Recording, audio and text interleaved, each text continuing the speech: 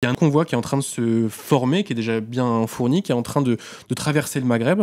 On en a beaucoup moins entendu parler dans les médias et sur les réseaux sociaux. Ça commence un petit peu, mais ça reste assez anecdotique. Est-ce que, Rosa, tu peux nous expliquer ce convoi humanitaire? Alors, j'ai vu des images, il y a plusieurs centaines de voitures, des cars, des convois. Enfin, c'est assez énorme. Comparé aux petits bateaux, ça paraît presque un petit peu démesuré.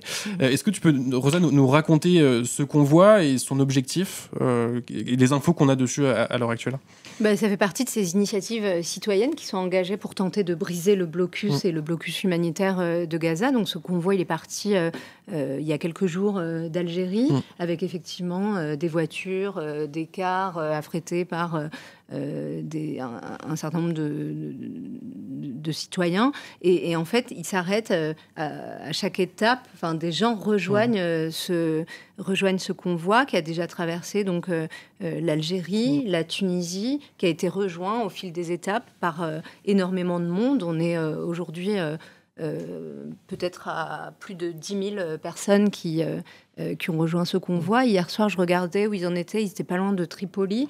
Donc, en Libye, en Libye. Et donc l'idée, c'est de converger à Gaza et de rejoindre là la marche globale, puisque des manifestants d'autres pays vont arriver en Égypte là, dans les jours qui viennent, pour se rassembler à Rafah et exiger que tombe le blocus auquel est soumis le peuple palestinien et auquel sont soumis les Gazaouis. Donc ça revient à ce qu'on évoquait tout à l'heure, c'est-à-dire qu'il y a à partir de ce sentiment d'impuissance dont tu parlais et du sentiment que les États n'actionnent pas tous les leviers qu'ils devraient actionner pour faire cesser ces mécaniques génocidaires, eh bien, il y a des mobilisations partout dans le monde, et en particulier au Maghreb, où la question de la libération de la Palestine, elle est aussi une question politique structurante. Hein. Elle s'inscrit dans ce combat pour se libérer du joug colonial qu'ont aussi mené un certain nombre de peuples de la région.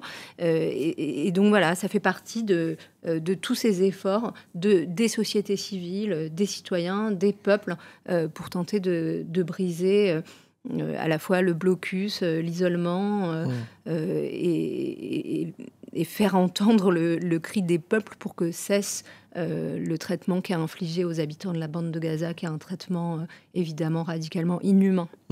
On a déjà vu une mobilisation internationale de cette ampleur, justement, parce que ce convoi, c'est énorme. Il est en train de traverser plusieurs pays. Est-ce qu'on a déjà vu une mobilisation de cette ampleur, en plus au niveau international, qui va vers Gaza ? Vers Gaza, non, mais je pense à 36, la guerre d'Espagne, enfin, les brigades internationales, mais sur Gaza, moi, j'ai pas vu. Non, je crois pas, je crois que c'est un peu unique, donc ce sera évidemment intéressant de suivre ça. Je voyais aussi Greta Thunberg hier à Roissy qui disait qu'en fait, Madeleine, c'était un bateau parmi d'autres, mais qu'il y en aurait plusieurs et que ça allait être multiplié. Donc effectivement, l'espoir passe effectivement peut-être par la mobilisation de la société civile avec des initiatives diverses qui se multiplient par bateau, par voie de terre, etc. Donc ça donne peut-être un petit peu d'espoir. Oui, et puis c'était pas la première initiative. Hein. On rappelle que le blocus de Gaza, il se poursuit depuis 2007 et qu'il y a eu de nombreuses flottilles qui ont tenté de briser ce blocus, et que le Navy Marmara, je me souviens plus en quelle année, 2010. C'était 2010 ou 2012. Où il y a eu plusieurs morts. Il y a eu 9 morts en fait 2010, à bord de ce bateau qui avait été pris pour cible qui avait été la cible de tirs israéliens et puis d'un assaut un peu meurtrier. Oui, parce qu'effectivement, la Flottille de la Liberté, c'est en fait, c'est une coalition d'associations qui existe effectivement depuis que le blocus a été mis en place. Il y a eu effectivement plusieurs morts en 2010, il me semble. En 2018, il y a aussi eu un bateau qui s'est fait arrêter, et notamment un militant CGT, je crois, qui a été arrêté et emprisonné en Israël pendant plusieurs jours. Il y a 2 mois, il y a un autre bateau de la flottille qui s'est fait bombarder par des drones.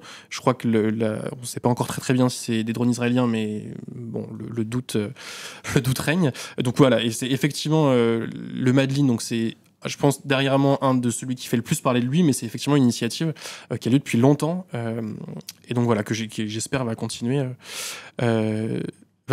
Merci beaucoup.